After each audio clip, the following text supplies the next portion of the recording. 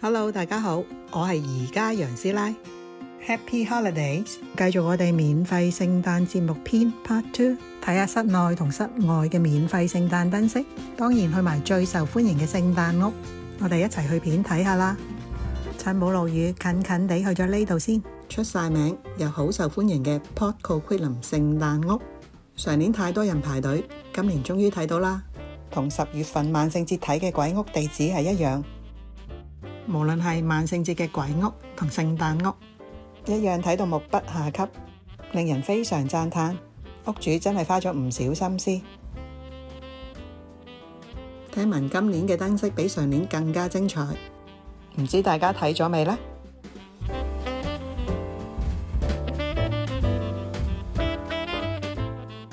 今年室外嘅燈飾已經好吸引，好期待室內嘅裝飾擺設。我哋一齊入去參觀下，感受下聖誕氣氛。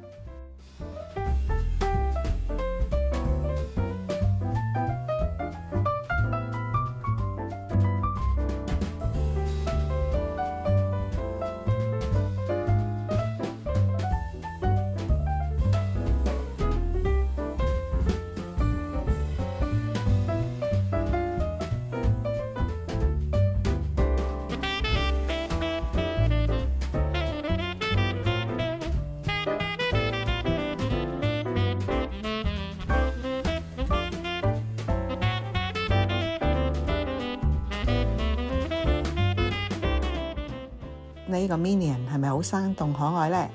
好似見到老朋友一樣咁開心，好有親切感。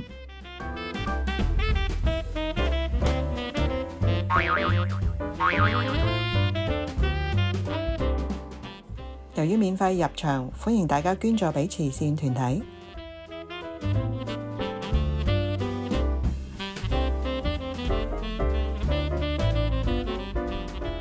除咗 The Grinch，仲有熟悉嘅迪士尼卡通人物，全部都係熟悉嘅面孔。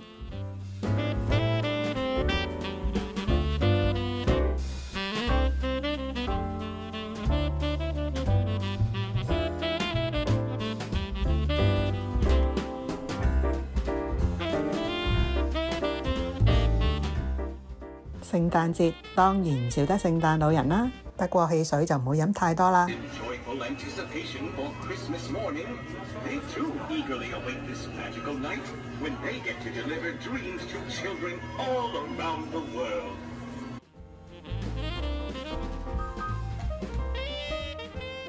會喐嘅玩具小火車，配上其他細緻嘅模型，好似去咗電影場景嘅夢幻小鎮。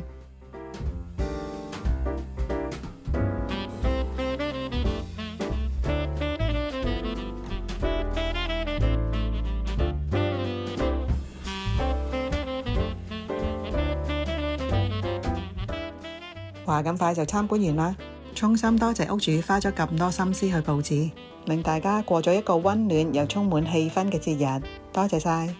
如果今年大家都睇咗，歡迎留言一字話我知。趁冇落雨，梗係去埋附近嘅呢度啦。Coquitlam 嘅 Lafarge Lake，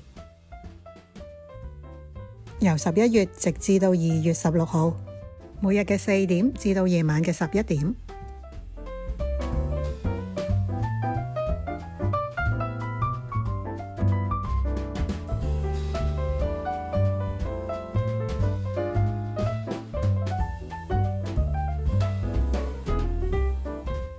呢個聖誕燈光 show 係 Metro Vancouver 最大嘅室外冬季燈光 show， 全長1.6公里，有超過10萬盞耀眼奪目嘅聖誕彩燈同埋節日裝飾。由於位處室外，去欣賞嘅時候記得着夠保暖衣物啊！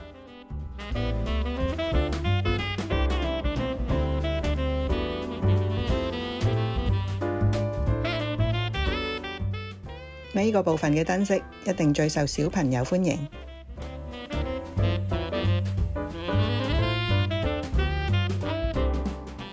唔同類型嘅恐龍造型，惟肖惟妙，小朋友一定睇得好開心。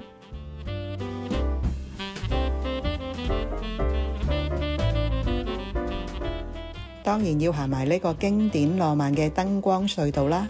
雖然凍啲，不過真係好值得同屋企人或者朋友一齊欣賞㗎。趁假期唔好落雨，去埋 Burnaby 呢間聖誕屋。原來屋主喺 BC Hydro 工作，除咗用 LED 燈，仲運用咗電腦嘅技術去改善聖誕燈飾效果。屋主喺2000年搬過嚟就已經每年舉行，將捐款捐贈俾 BC 兒童醫院。有啲聖誕裝飾望落去比較舊，不過屋主嘅善心溫暖咗 BC 兒童醫院嘅小朋友。睇完感受到屋主嘅暖暖善意，真係一位熱心又有善心嘅善長人翁。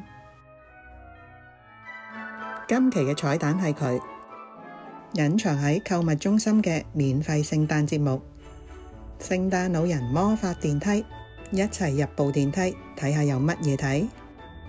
呢個魔法電梯係呢個商場今年全新推出嘅聖誕假日體驗，可惜宣傳唔夠，楊師奶都係趕得切最後2日參觀到。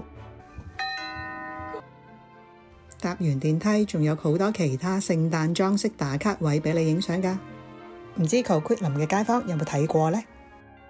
大家睇片嘅時候，呢個節目已經完結咗啦，希望下年一樣有，做足宣傳俾多啲人一齊參觀。以上介紹嘅燈飾同聖誕屋仲未完結㗎，想睇就留意日期啦。如果大家都有其他節日活動介紹，歡迎留言分享。未訂閱嘅朋友請先撳個鐘仔。大家睇完呢條片記得俾個 like 支持下楊師奶。Happy Holidays！我哋下條片見啦，拜拜。